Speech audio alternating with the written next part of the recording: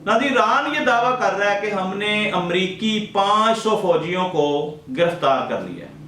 अब आप देखें, अगर इन गिरफ्तार फौजियों को छुड़वाने के लिए ट्रंप को कोई मुआहदा करना पड़ा तो वो हर तरह का मुआहदा करेगा।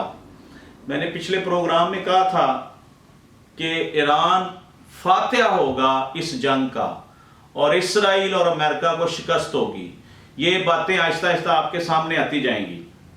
नाज़रीन एक बड़ी अहम बात कि इसराइल ने जैसे बेगुनाह बच्चों के स्कूल पर हमला किया, इसी तरह उसने ईरान के पानी वाले प्लांट्स के ऊपर भी हमला किया, जिनसे उनके कुछ 200 के करीब गांवों को पीने वाले पानी की सप्लाई खत्म हो गई, बंद हो गई। यानी उसका हदफ जो है वो आम आवाम भी है। वो तो दावे ये कर रहा था ना कि हम इसके एटमी पावर पे कब्जा करेंगे या हमला करेंगे या इसको हम एटमी ताकत नहीं बनने देंगे, जो कि वो बन चुका है।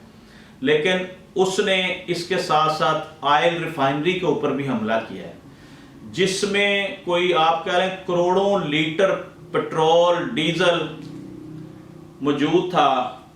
वो ईरान की रीढ़ की हड्डी थी। इस बेहिस दुश्मन ने ऑयल रिफाइनरी पे जब हमला किया तो वो इतना भारी हमला था कि उससे पूरे आप समझ लें ईरान के दरो दीवार हिल गए, जैसे जलजला आ गया। बताया जा रहा नाज़रीन कि B-2 बमबार तैयारों से ये हमला किया गया। उस हमले की शिद्दत इतनी ज्यादा थी कि पूरे शहर में रात हो गई, अंधेरा छा गया। दिन के वक्त यह किया गया और एकदम से बादल फटे और जहरीली बारिश शुरू हो गई, जिसमें ऑयल और गैस शामिल थी।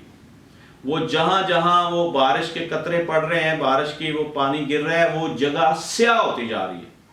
यानी कि उस बारिश में जो लोग सांस लेंगे वो बेशुमार बीमारियों में मुब्तला हो जाएंगे।